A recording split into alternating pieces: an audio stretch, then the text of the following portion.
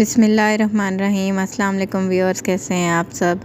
उम्मीद है आप सब खैरियत से होंगे। आज मैं आपके साथ बहुत ही मज़ेदार हैदराबादी खट्टी दाल की रेसिपी शेयर कर रही हूँ। बहुत ही आसान और बहुत मज़े की बनती है। इसके लिए हम लेंगे मसूर और मूंग की दाल हाफ़ कप, यानी कि टोटल 1 कप दाल लेनी है। इन दोनों को धोकर 1 से 1.5 घंटा या आधा घंटा आप भिगो दें। उसके बाद एक हांडी में 4 गिलास पानी लेंगे और दालों को इसमें बॉईल करना है। जो झाग आने लग जाती है उसको रिमूव कर लेंगे। अच्छी तरह से सारी झाग हटाने के बाद हम इसमें लहसुन डालेंगे, 1 टीस्पून लाल मिर्च, 1 टीस्पून पिसा धनिया, 1 टीस्पून और 2 टमाटर का पेस्ट बना के हम इसमें डालेंगे। आप इसको ऐसे भी साबुत टमाटर भी डाल सकते हैं, लेकिन पेस्ट डालेंगे तो ज़्यादा अच्छा बनेगा। दूसरी तरफ हम इमली का गूदा बनाने के लिए गर्म पानी में इमली को भिगो देंगे।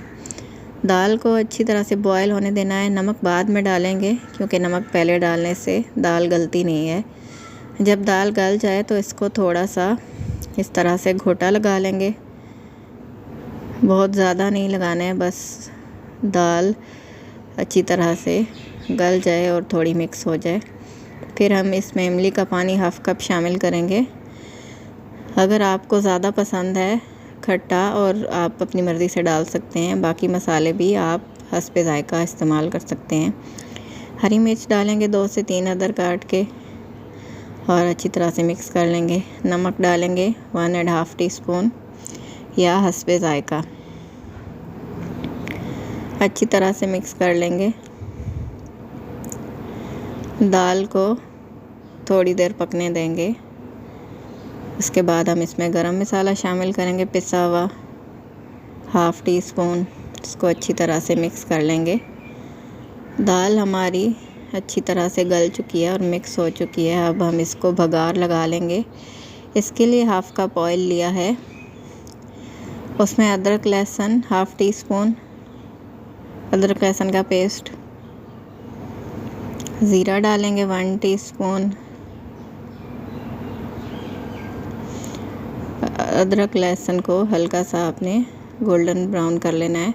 उसके बाद 1 टीस्पून ज़ीरा, कड़ी पत्ता 4 से 5 अदद, साबुत लाल मिर्चें 4 से 5 अदद डालेंगे और इसको बघार लगा देंगे। बघार लगाने के बाद इसको 1 से 2 मिनट के लिए दम दे देंगे, मिक्स करके अच्छी तरह से।